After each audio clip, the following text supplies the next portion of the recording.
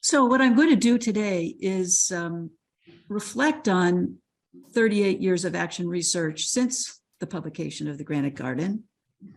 And when I published my book in 1984, my hope was to change the way cities were designed and built, to persuade people that the city was part of the natural world, and to give landscape architects, urban designers, and planners the information they needed to redesign the city in concert with natural processes. Now, I had a model for that, and I was at the University of Pennsylvania to do my graduate work in landscape architecture at a time when Ian McHarg had just published his book, Design with Nature, in 1969. And by the way, there's a Dutch connection here. Professor Meto Vroom from University of Wageningen, which many of you may know by reputation, and many of you may have known in person. Meto was a student at the University of Pennsylvania and studied under McHarg and was in a studio with McHarg where they began to develop the ideas that were later published in Design with Nature, including the diagram that you see here, which was a studio that Meto was part of. I also went on to work at Ian McHarg's firm, Wallace McHarg, after I graduated. And I saw my own book, The Granite Garden, as a kind of urban design with nature for the city. I was working at Wallace McHarg, and at the time, it wasn't just our firm, but most landscape architecture firms in the US at the time were working on projects for new towns and new suburban developments and resorts, maybe also on center city projects. But meanwhile, the older neighborhoods were in decline in US cities at the time. And I was very frustrated about this. I would say to McHarg, why can't we do ecological design and planning for the city? He said, well, there's not enough information. In 1976, I worked on a project in McHarg's firm, Environmental Resources of the Toronto Central Waterfront. And in this project, realized how there was a wealth of information about the urban natural environment. It just wasn't being applied to the design of cities. So I determined to publish this book. Oh, and by the way, you can see these earlier reports that were precursors to the Granite Garden on my website, whistonspirn.com.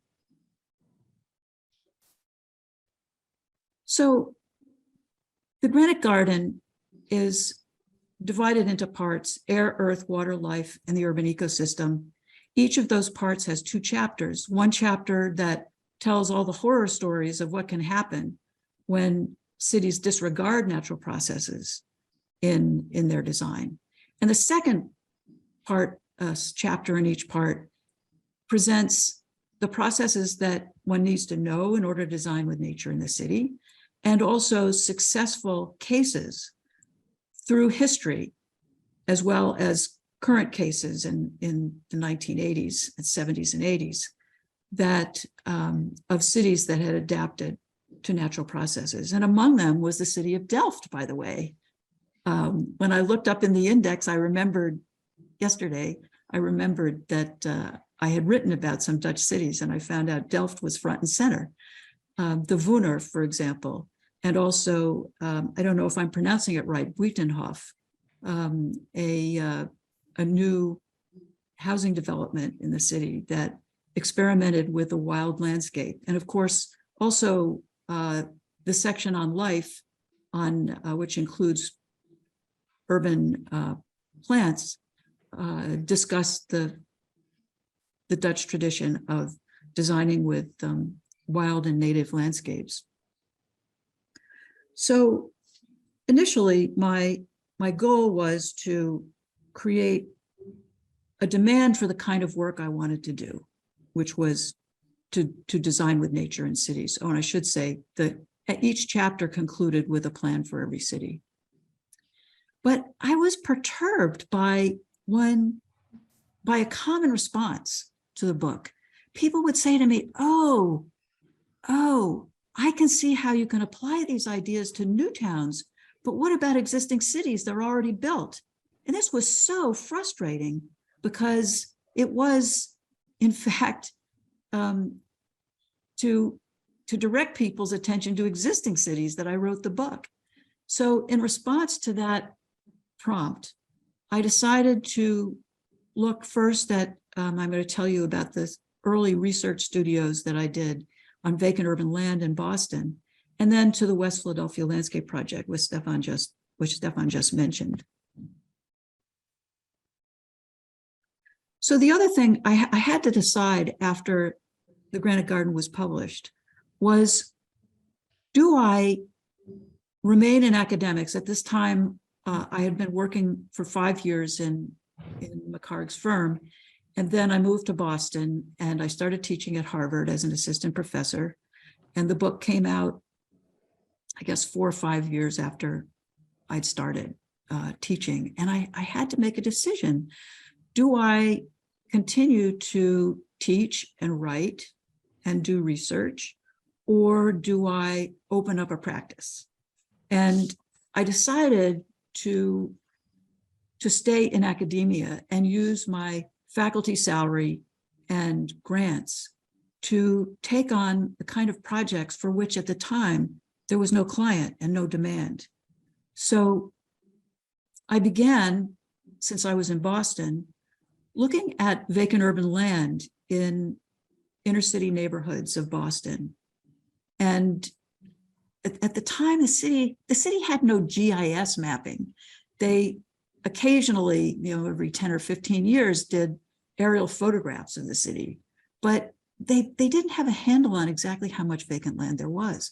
But in certain neighborhoods that had been victim to disinvestment, there were whole square blocks of vacant land. And here you're looking at an aerial photograph of a neighborhood in Roxbury and Dorchester in Boston, where those open lands that you see here were once built up with homes, and now the homes are gone and it's vacant land. So I saw this as an opportunity to explore how to redesign the city in concert with natural processes.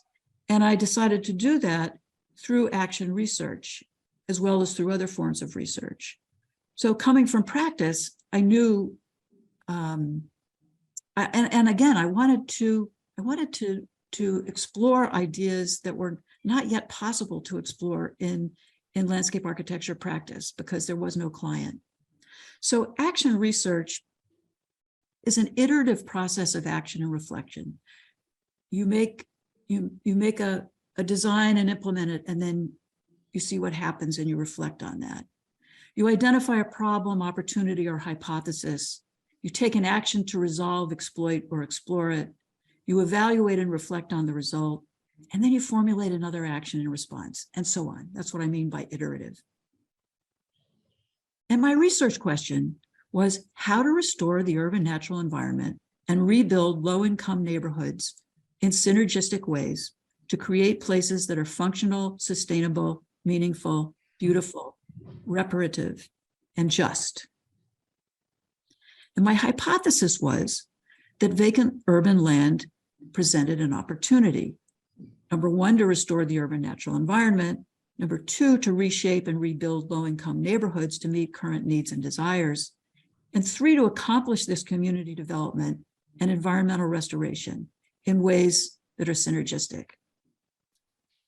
So my students and I started studying these urban vacant lands.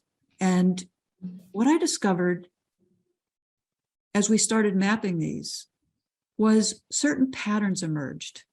So notice this. This is a neighborhood called the Dudley Street neighborhood in Boston.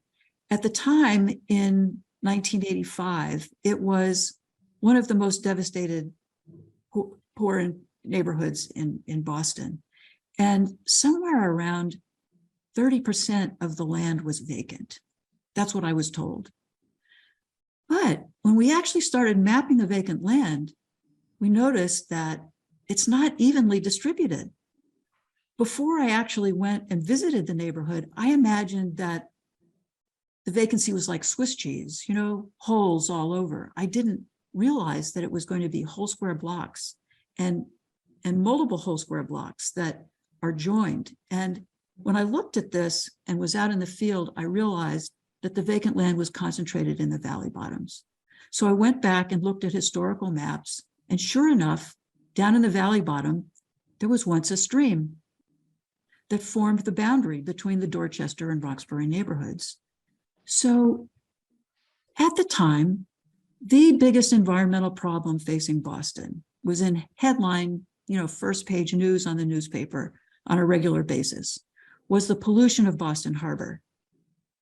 And the pollution of Boston Harbor was the result of combined sewer overflows because, like many older cities, Boston's sewers were combined sanitary and storm sewers. So after heavy rains, you had sanitary sewage along with the storm sewage overwhelming the sewage treatment plants and then spewing directly out into the harbor and polluting it. So I thought, well, this is an opportunity. If you've got a lot of vacant land in the valley bottoms on the buried floodplains of former streams, why not just detain the stormwater and keep it from going into the harbor, into the sewers? And seemed pretty logical. At the time, the solution being pursued by the city and region of Boston, metropolitan region, was to build a humongous new sewage treatment plant. And they were in the process at this point of assessing various sites on islands or peninsulas in the harbor to accommodate the sewage from the entire metropolitan region. So I made these proposals and they got a lot of attention. Here you see of 2 pages, full page spread in the Boston Globe in 1985. I was asked to talk to the governor's cabinet. I gave public lectures on this, and it looked like maybe I could really persuade the region to take this approach. Meanwhile, this wasn't rocket science. We had Frederick Law Olmsted's Riverway and Fenway in the Boston, which you may have noticed in the aerial photograph that Stefan showed of Boston. The Riverway here, built in the 1880s and 90s, it was a polluted river, and it was completely redesigned by Olmsted's office and reconstructed to as a sanitary issue. So the primary purpose, as stated in his report, was the reduction of pollution and flooding, and secondarily a recreational parkway. And then in the 1970s, 60s and 70s, we also had the example of Denver's Stormwater and Flood Control District. This is a park that you see here that was designed to prevent floods downstream in the city by green infrastructure, which is very familiar to us today. But this was proposed in the 1960s originally, and so it was a really pioneering effort in the U.S. So I proposed the same sort of thing for these vacant lands in Boston's inner city neighborhoods. And I used my studios to develop demonstration projects. So this is one student's design in my open space studio in 1985 for this area that I just showed you, the Dudley Street neighborhood, where the student designed a series of a linear park that incorporated detention basins to store the stormwater.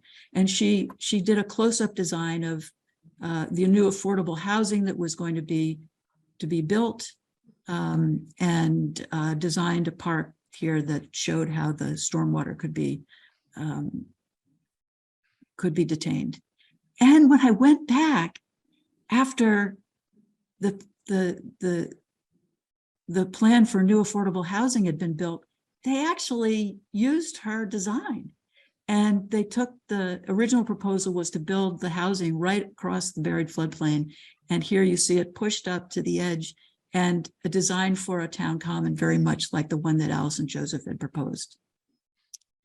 But in 2000, the region did build a new wastewater treatment plant. And I learned something about politics and power from that. You may have good ideas, but they may not get implemented. So meanwhile, I moved to the city of Philadelphia, to the University of Pennsylvania, to succeed my mentor, Ian McHarg, as chairman of the Department of Landscape Architecture. And I took these ideas that I developed originally in Boston and decided to start a project that's still 35 years later, still ongoing, the West Philadelphia Landscape Project, which was a laboratory, and still is, a laboratory for generating, exploring, and testing models for restoring urban nature and rebuilding low-income neighborhoods. So my research questions were the same as the ones that I had in Boston, but I came with the idea that water was a real opportunity, and I wanted to look and see whether I could find the same phenomenon in Philadelphia that I had in Boston, where old former rivers had been buried in sewers and covered over, their floodplains covered over. And I wanted to see whether there was a correlation of vacant land there and whether we could apply these ideas to Philadelphia. Now, Boston had been under a court order to clean up the water in Boston Harbor. Philadelphia, at the time I arrived in 1986, was under no such pressure from courts or from the federal government. But I knew at some point they would be, because they also had a combined sewer overflow problem. So I was looking then to see buried floodplains as a resource to prevent floods, to restore regional water quality, and to rebuild communities. And here you see a map of Philadelphia. The University of Pennsylvania is right here. And the red ellipse that you see here is the watershed of the Mill Creek, which once flowed through Philadelphia, through West Philadelphia, but was buried in the 1880s in a sewer. And for the entire time of this project, from 1987 to the present, In Search of the Buried River has been an ongoing enterprise. We started mapping it on paper maps in 1987 when the project started. By 1988, we started transferring that information to digital, early GIS mapping. And I continued the investigation of the buried river through old historical archives and through photographing and mapping vacant land. Here you see a vintage GIS map from 1988 with the orange line being the Mill Creek sewer and the blue line here being the line of the former creek. We then mapped the buried floodplain, which you see here in the brown. The yellow is the borders of the watershed of Mill Creek. And what we discovered was, in mapping the topography, was that there were these depressions within the buried floodplain. I said, what? I'll bet if I go out and field check those, that I'll find more damage in those areas to buildings and perhaps more vacant land than in other areas of the buried floodplain. And in fact, that was the case. Here you see, as the GIS technology improved, we continued to map the buried floodplain and fine tune it. And here you see one of those depressions in these dotted lines. This map shows the gray tone is the buried floodplain of Mill Creek, which we defined as within 10 feet from the low point in the center here. The green is open space and the red are vacant lands. And I think you can see that this gray zone, most of the vacant land is as it was in Boston, in the Roxbury neighborhood, most of the vacant land, especially the large blocks of vacant land, is in the buried floodplain zone. And this green area that you see, this diagonal here, was the result. It is open space today, but it wasn't always. It was originally had houses on top. And the open space now is the result of a massive cave-in in the early 1960s over the sewer. Well, later in the 2000s, I was able to obtain historical topographic maps that a friend of mine had found in the archives in Philadelphia. And this is the same neighborhood. So this is the diagonal, the stream on the diagonal, which is today open space. And these are 5-foot contours.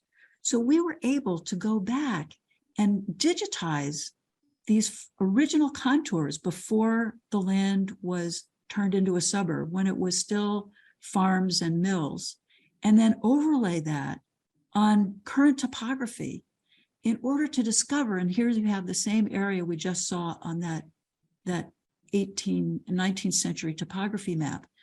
And we could actually see that the current, when you're standing on say, this area, that you're actually about 40 feet above the original bottom of the stream, the original topography. So this whole valley was filled in.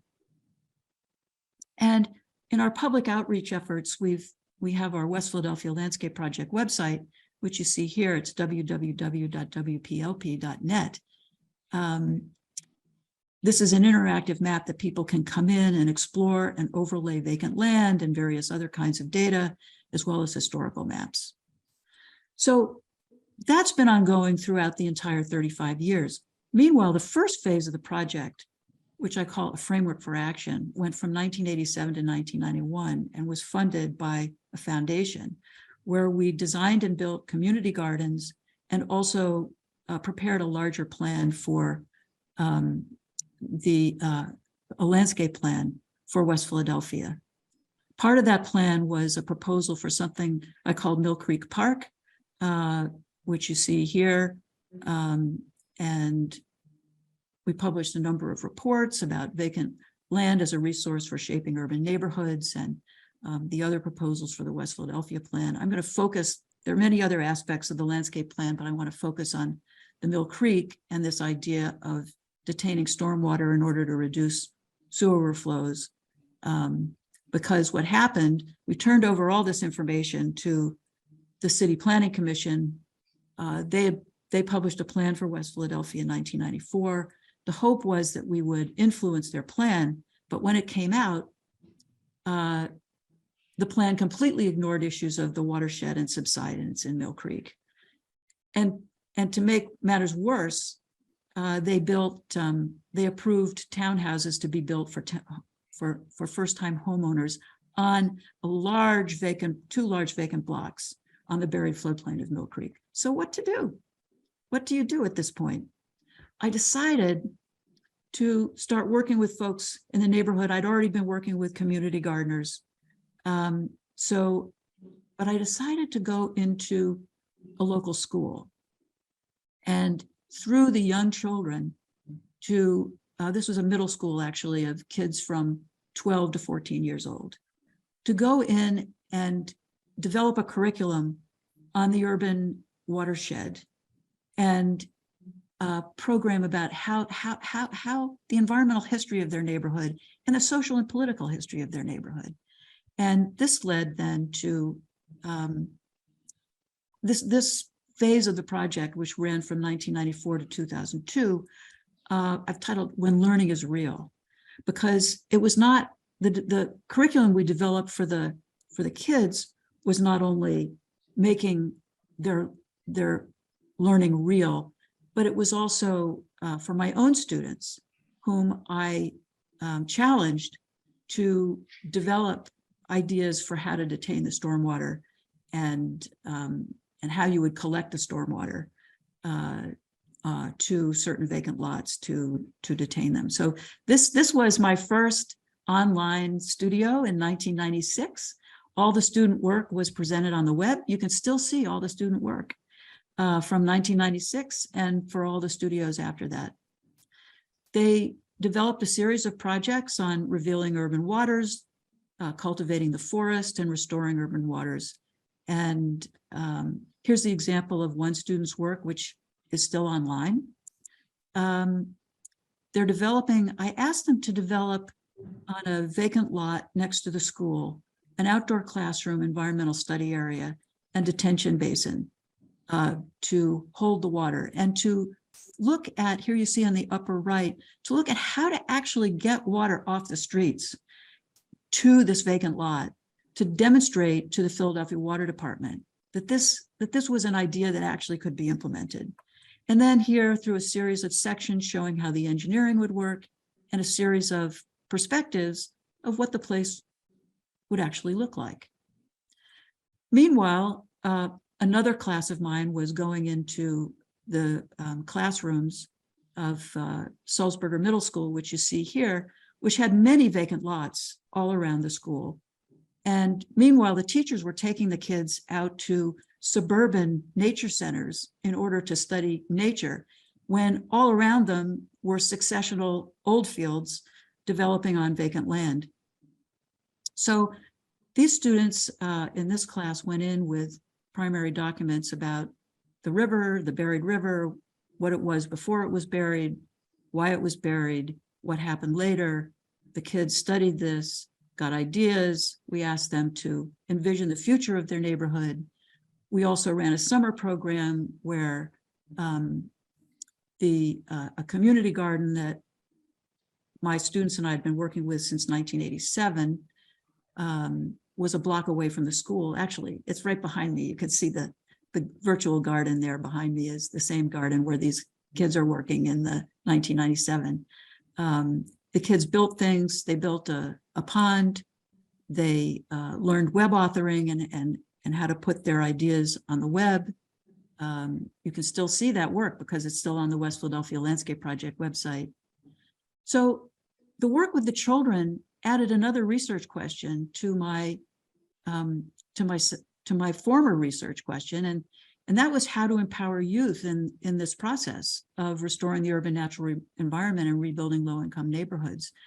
Because what I discovered was these kids were amazing, and that the route to the adults was really through the kids, because the kids were they just were thinking outside the box and had extraordinary ideas. And so this became then an additional research question that evolved out of the work of doing this action research. Also, what we were doing, we were really teaching these kids how to read their landscape.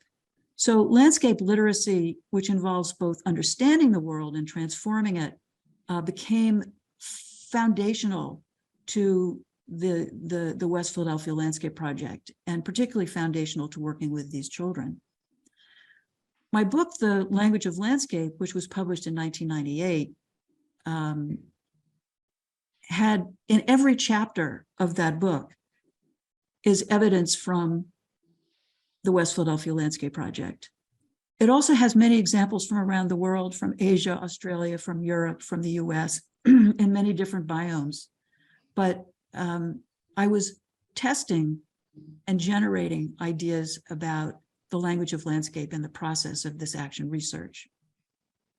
Well, the thing about the internet is that anyone can come see the work, and the water department engineers did that. And after 12 years of trying to reach the city planning commission, and then the water department engineers to think about these ideas of how to reduce combined sewer overflows through landscape-based solutions as opposed to gray infrastructure, I finally got a call in 1999 saying, well, Professor Spirn, you know, those ideas you've been talking about, I wonder if you would take a group of us around on a field trip and show us. And that was the beginning of another collaboration with the Philadelphia Water Department and a program that they developed that became Green City Clean Waters, which is now held up as a model, not only for the US, but for the world, about how to reduce combined sewer overflows and handle stormwater issues through a comprehensive green infrastructure program throughout the city. It took them 10 years to produce it, but meanwhile, I had moved to MIT, and I called up the head of the Office of Watersheds and said, I have students at MIT, I'm teaching my courses, how can I help? And so what we did was I challenged the students to take on issues that the water department really wanted to test, whether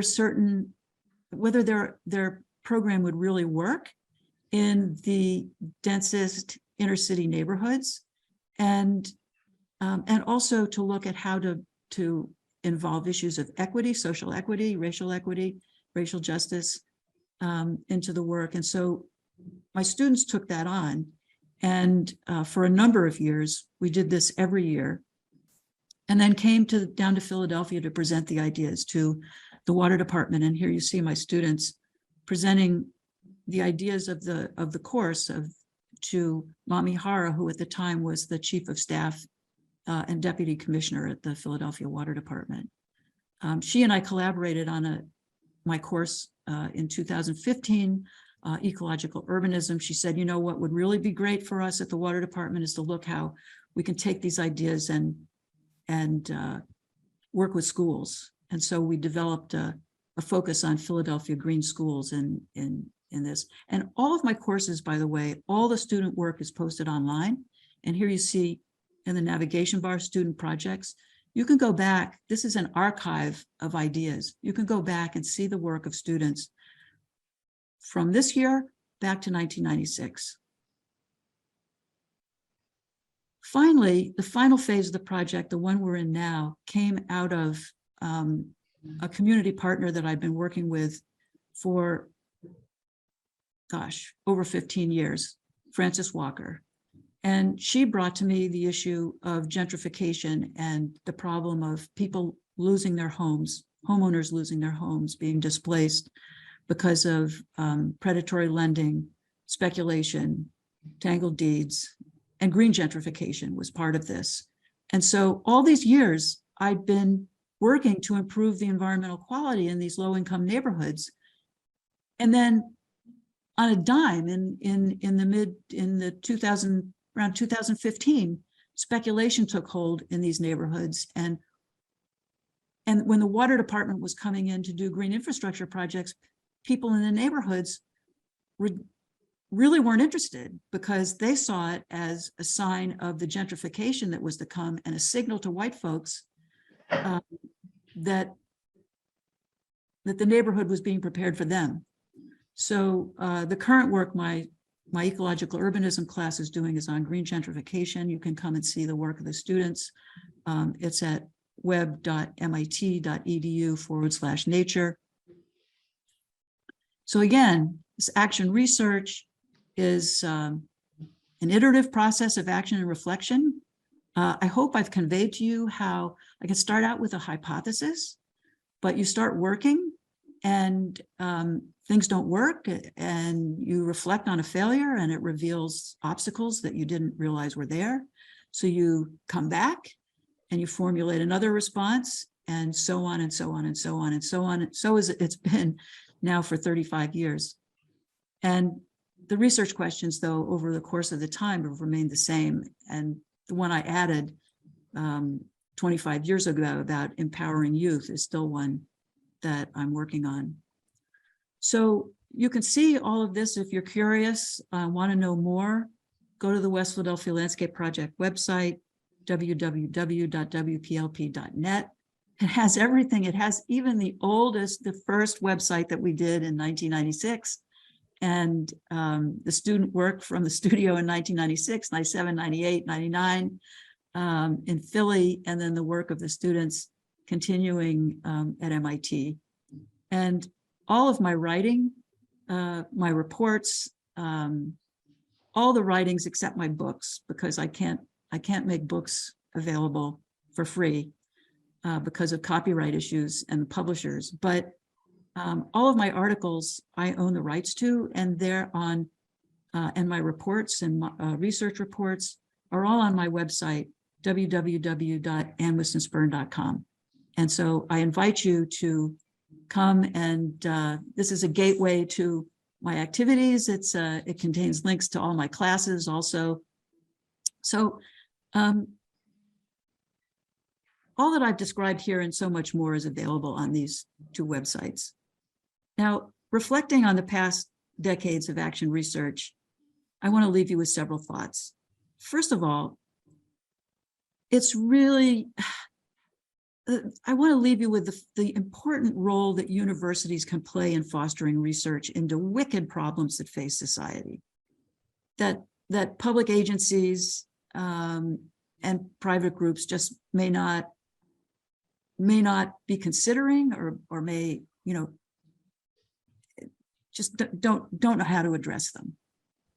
And full-time university faculty can use their academic base to address issues for which there may yet be no demand or no client.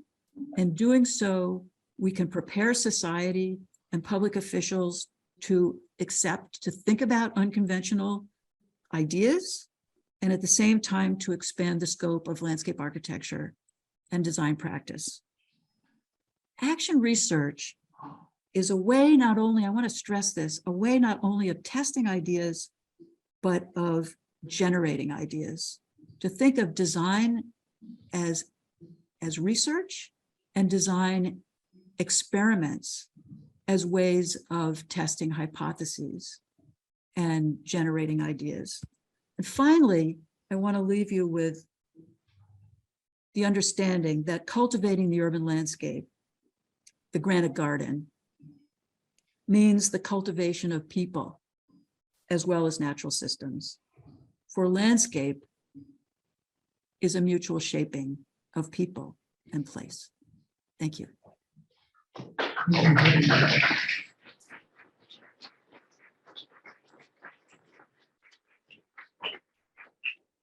Thank you very much for your inspiring words. Maybe some questions from the audience. Loads of questions. Do you dare to ask them? I've silenced everybody?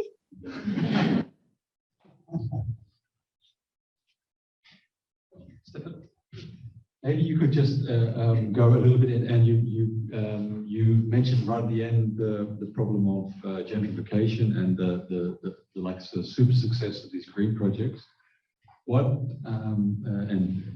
have you been looking into in terms of different strategies or alternative strategies for working with that, keeping? Yes. Just like, yeah. So my ecological urbanism seminar has focused on that for the past 2 years. Before that, the previous 2 classes, we were looking at how to help low-income homeowners stay in their homes because they were being displaced by predatory lending and a variety of speculation, a variety of other issues. So the green gentrification was an evolution of that. And the most green infrastructure projects take at least 5 years before they're implemented. And so basically, the strategies we've been developing is to anticipate the possibility of gentrification, to identify those areas that are at highest risk of gentrification, and to recommend that programs be put in place right away to help people stay in place. And this can mean in areas where the speculation hasn't really run rampant yet, to buy up vacant properties when they're still relatively inexpensive, to encourage the formation of community land banks, land trusts, to develop programs to help low-income homeowners stay in their homes, to develop employment programs related to green infrastructure, and which would be not just training, but the educational programs, much like the experiment we did with the Salzburger Middle School project. Some of those kids I've followed up with some of the kids that were in the program in 1997 and 1998. And today, of course, they're in their 30s and they have children of their own. And to see the impact across generations. One of the middle school students who was in our program learned HTML, was homeless after high school for several years, and then worked her way out of homelessness through HTML code that she'd learned, and was able to get a job, and then ultimately formed her own business. And today she has 3 children, and they're all computer literate and writing code, you know, at the oldest is in just started high school, and the youngest is in elementary school, but they all write code. So we need to think about really systemic issues. And as designers, as landscape architects, urban designers, and planners, we need to be thinking, we need to broaden the scope of what we think is our responsibility to education, to these sorts of programs, developing these sorts of programs, anticipating green gentrification before it happens. And my students have done a wonderful job each semester. They post their final project, which is their proposal about how do you help people stay in their homes, and how do you offset green gentrification. And they're all on the Ecological Urbanism website, which is web.mit.edu/nature. Did I answer your question? Yes, thank you. So thank you very much. Maybe another question from the audience? Maybe then I have a question for you, because in a way, the theme of today's session is landscape-based urbanism. So can you explain in a few words what for you the value of a landscape approach to urbanism actually is? Okay. Well, we go back to definitions. And I rarely use the term nature, the word nature. Nature is a very complicated word, and people's personal definitions vary greatly. And it's an abstraction. Nature to me is not a place. Nature to me is the processes, the biological, chemical, and physical processes that sustain life and the earth and the universe. But it's not a place. Landscape is a place. And for some people, people are separate from nature. Cities are separate from nature, depending on how they define nature. For me, that's why I don't use it. Or when I use it, I try to define it. But landscape is a mutual shaping of people and place. Landscape includes culture, as Stefan, as you said in your introduction. Landscape is both a result of natural processes and a result of social, cultural, and political processes. And it's such an important word. It's so important because it embodies this mutual shaping of natural and social, of chemical, biological processes, along with social and economic and cultural and political processes. And you have it in your language. I think my second language is Danish. And so when I was first thinking about landscape with my Danish, I said landskap. That's what it is in Danish, or Landschaft in German. And I forget what it's very close in Dutch. And if you go back to the roots in Danish, for example, land means the earth or territory. And it also, and skabe means and land is also the people. The original landscape laws in Scandinavia were about the people in a place. So there's this notion of the people belong in this territory in the with the earth, and then skabe is to shape, and it's also if you look at German, Schaft and Schaffen, it's the same thing. It's to shape, but also Schaft is a relationship. Well, you go back to English. English originally lost its original meaning of landscape. In Old English, landscape had the same Danish, the Scandinavian roots, this notion of shaping, of land and shaping, and of land being more than just what we might call the given world or the natural world. It also involves people, and it involves shaping. So that's why, for me, the definition of landscape is a mutual shaping of people and place, and of natural, cultural, and social processes. And that's why it's so important. I prefer landscape-based urbanism to nature-based urbanism, because again, people have different ideas about what nature means. I don't know if that answered your question, because in landscape, no one's going to question whether there's the natural that's in there too, or that there's the social is in there. They're combined, and how can we separate them? We can't. Thank you very much. But then to elaborate a little bit more on the design part, I think we agree on the landscape part of it, so that's not that difficult. But what about the role of design? You say, okay, we have to empower the local people and even children.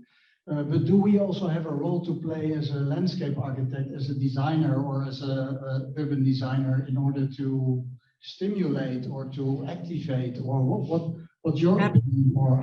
Absolutely. I am not in favor of designer as only a facilitator. We're designers, we're trained as designers. That's our skill. We have other knowledge as well, but if we abdicate our expertise as designers and say, well, we're just facilitators, I think that's an abrogation of responsibility. The community garden you see behind me was designed by my students in 1988 in a studio, and it was an existing community garden, but the students in the studio each did a design responding to what they perceived to be the needs and desires of the gardeners, the 50 gardeners that were gardening there. And the design that they chose was brilliant. And I don't have time to go into it, but I believe it's what enabled this garden to be so sustained over the years and to become such an icon for the neighborhood, the value of design. So on the one thing I want to say, so I really believe in the value added that designers have to what was, in this case, Aspen Farms Community Garden, a thriving community garden that had been ongoing for 15 years before we arrived. And yet my students' design transformed it and made it more functional, more beautiful, more meaningful. There's also design thinking. And I think that's when you get to the scale, both the smaller and the larger scale, that designers see opportunities. We're involved in change, but I don't think we think of ourselves as just solving problems. I think that we see ourselves as creating opportunities, as problems are opportunities to make things better. We're not just solving problems. And so I think of myself as a designer, no matter what scale I'm working at. And I think one of the great things about the discipline of landscape architecture is that our profession spans the scales from garden to region. And that's something and we're a bridge between architecture and and planning. And we can see, I think the thing that's so important is that when we're designing at the scale of a city or region, we should be understanding what we're proposing, how it hits the ground. What does it mean in terms of the experience on the street, the design of buildings or the design of a neighborhood? We may be proposing policies, but we can envision what those policies will mean when they're translated into physical space. And the same is true, I think, for working at the scale of a garden or a park, to understand its place within the larger region, the larger city. And this particularly in ecological planning, landscape planning, it's so important to be able to span these scales and to think as a designer. When you're working at the larger scale of city and region, to think like a designer. And when you're at the scale of a garden, to think as a planner / designer.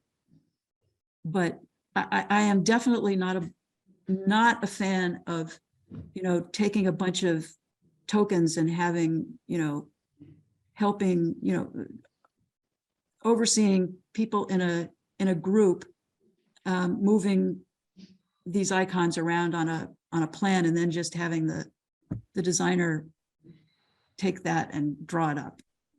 That's an abrogation of our responsibility as designers.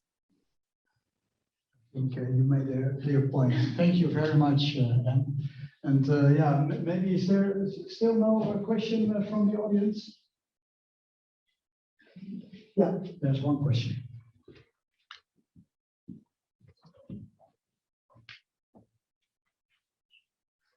Yeah, hello. At the beginning of your lecture, you mentioned how your book was received by the audience and by the journalists, etc. back then. And then now I'm curious to know how's the feedback that you get from society in general, like with your work nowadays. So let me see if I understand your question.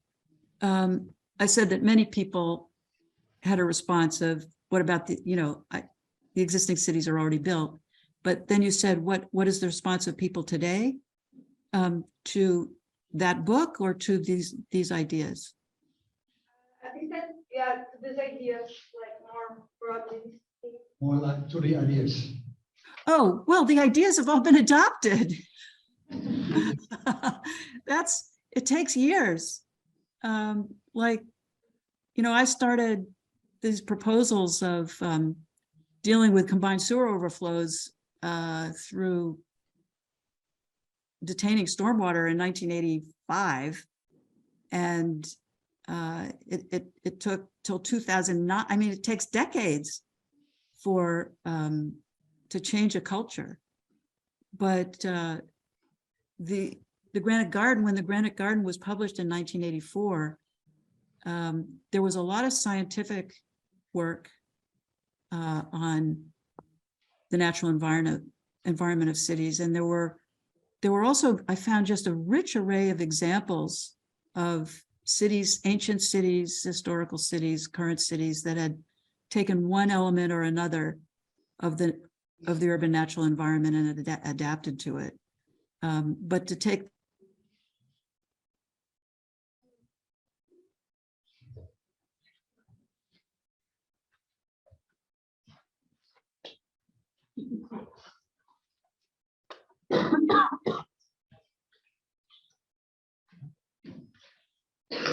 And are you still with us?